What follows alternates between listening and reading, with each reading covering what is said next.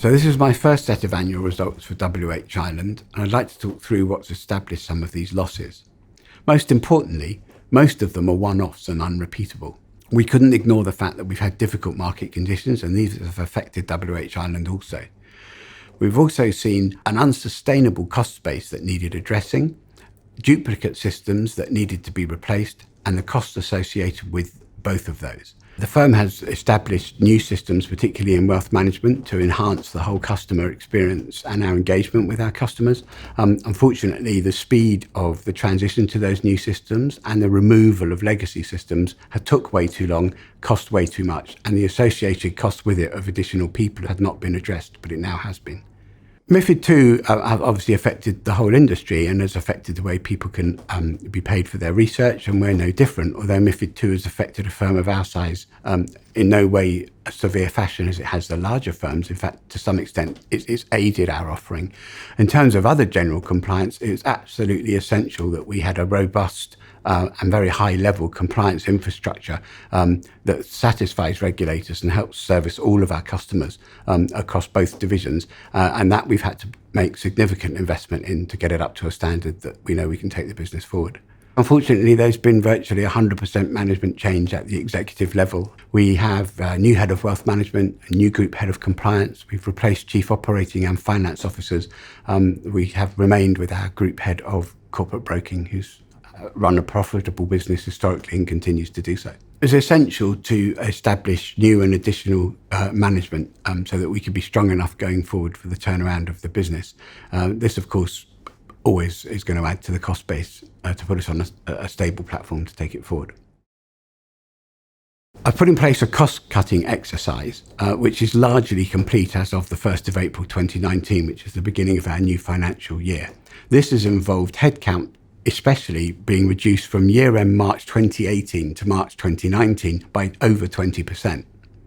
A lot of those people were associated with the legacy and duplicate systems or underperforming areas of the business, and that process is also now largely complete. Secondly, to the cost-cutting initiative, we continue to support our historically profitable corporate broking business and encourage the turnaround of the wealth management business, which again is largely underway under the new leadership of Stephen Ford. We remain extremely financially robust. We have over £6 million in cash, and that's after these losses have been reported, following on from our fundraise from earlier in the year. More importantly, we still have significant support from our three major shareholders who represent nearly 70% of our shareholding. Additionally to that, we have three new shareholders who are very interested in the turnaround story of the firm, are looking to make further investment once we return the firm to run rate profitability. In terms of what the new management team will bring to WHIreland, Adam Pollock will of course continue to run our successful corporate broking business, which has been both historically profitable and going forward is constantly improving the quality of the clients that it looks after. Stephen Ford has joined us from Brewin Dolphin, where he has extensive knowledge in the turnaround of a wealth management business that was then scaled and equally extremely profitable, as we hope ours will be at WHIreland.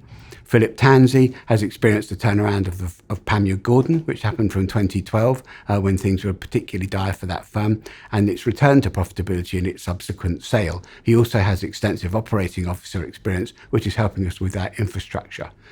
Yen Chang comes with a wealth of compliance experience, so she's helping re-establish and build an extremely strong compliance platform, which puts us in the right regulatory space to best serve our customers as well as we can.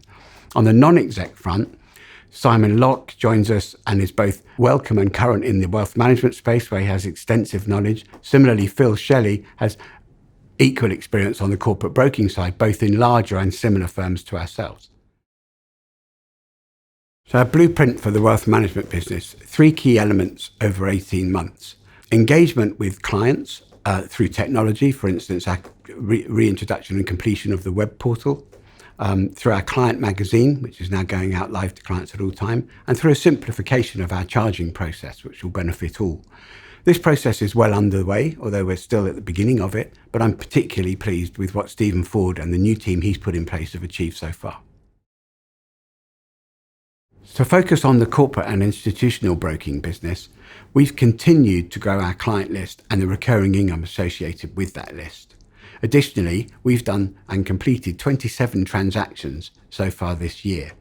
Those have been in both the private company space, which was a new initiative introduced by WHIreland within the last 18 months, and in the public, more traditional space, where we continue to see client appetite for both. What we should expect from WHIreland in the coming year is a return to run rate profitability by our year end. A continued efficiency program that has costs cut to a maintainable level, but still produces a robust platform to help support the business. And lastly, continued shareholder support and participation in the repair and return to profitability of the business. In conclusion, we have great people, a great brand, and a great business plan to help put the firm back where it deserves to be.